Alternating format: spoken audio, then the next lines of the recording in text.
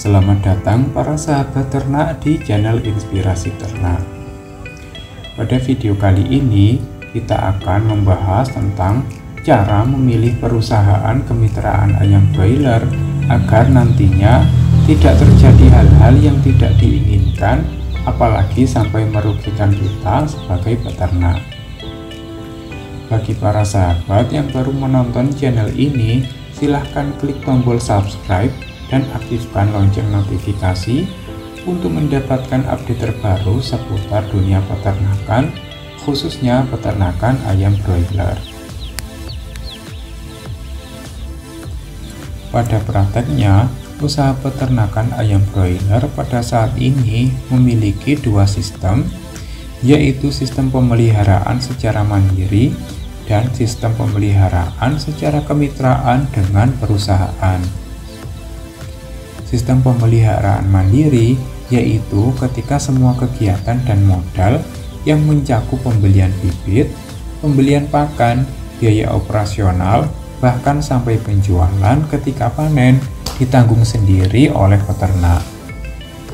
Sedangkan pemeliharaan ayam broiler dengan sistem kemitraan, modal saprona akan menjadi tanggung jawab perusahaan mitra dan kegiatan operasional akan menjadi tanggung jawab peternak.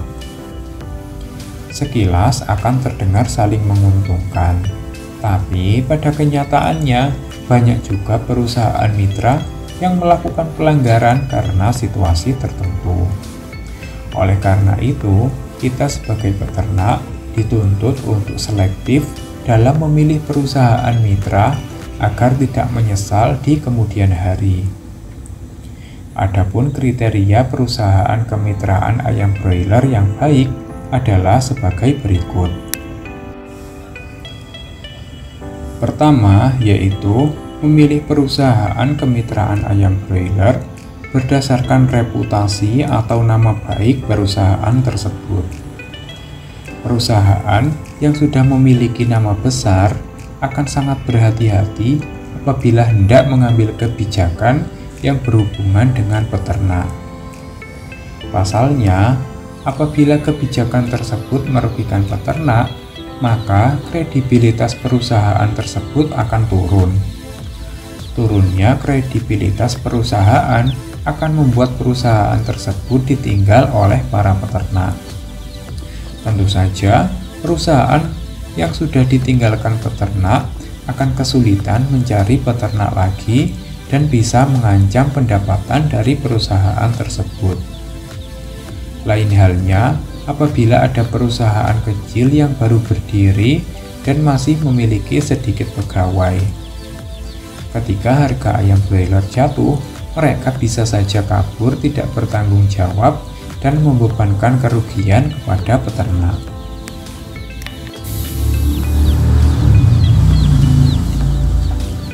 Kriteria kedua dari perusahaan kemitraan ayam broiler yang baik adalah bisa dilihat dari nilai kontrak. Nilai kontrak kemitraan ayam broiler menyangkut harga DOC, harga pakan, harga obat-obatan, harga jual ayam hidup, dan bonus pemeliharaan. Perusahaan yang baik memiliki rasio antara harga-harga tersebut dengan nilai dan perbandingan yang masuk akal. Masuk akal artinya tidak mengambil keuntungan terlalu besar sehingga merugikan peternak, dan tidak pula mengambil keuntungan terlalu sedikit yang jatuhnya malah mengundang kecurigaan. Nilai kontrak pemeliharaan ayam broiler dapat kita pelajari dengan membandingkan kontrak kerjasama dari beberapa perusahaan. Kriteria ketiga dari perusahaan kemitraan ayam broiler yang baik adalah pelatihan dan dukungan terhadap peternak. Setiap perusahaan kemitraan ayam broiler memiliki petugas lapangan yang memiliki dasar keilmuan peternakan. Divisi lapangan tersebut bertugas untuk membantu peternak menghadapi masalah-masalah yang akan timbul ketika ayam broiler sedang berada di dalam kandang. Para petugas lapangan biasanya akan datang secara berkala untuk memantau kondisi ayam apakah dalam keadaan baik atau tidak. Ketika ayam dalam keadaan tidak baik, petugas lapangan akan memberikan saran mengenai apa yang harus dilakukan atau memberi saran mengenai obat apa yang harus diberikan.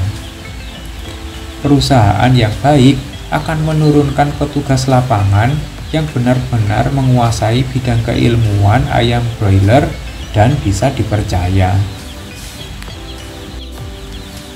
Kriteria keempat dari perusahaan kemitraan ayam broiler yang baik adalah memiliki jaringan dan distribusi yang luas. Jaringan dan distribusi pada usaha ayam broiler menyangkut suplai pakan, obat-obatan, penjualan hasil panen, atau bahkan pengolahan pasca panen. Berdasarkan pengalaman di kandang kami, perusahaan yang kurang baik memberikan berbagai jenis dan merek pakan yang berbeda-beda dalam satu kali pemeliharaan. Akibatnya, ketika pakan berganti dengan jenis dan merek lain, laju konsumsi pakan jadi menurun. Penurunan konsumsi pakan berakibat pada lambatnya laju pertumbuhan.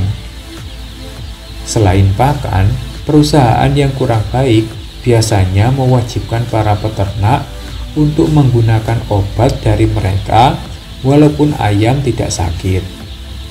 Hal ini tentu akan mengurangi keuntungan peternak, terutama jika obat-obatan tersebut dihargai sampai 2 kali lipat dari harga yang ada di pasaran. Oleh sebab itu, carilah perusahaan kemitraan yang memiliki suplai pakan dan obat-obatan yang stabil dan berkualitas. Dengan mempertimbangkan faktor-faktor ini, para sahabat akan dapat memilih perusahaan kemitraan ayam broiler yang tepat dan menguntungkan bagi usaha sahabat. Demikian sharing video dari kami. Apabila para sahabat mempunyai pertanyaan, silahkan tulis di kolom komentar. Terima kasih.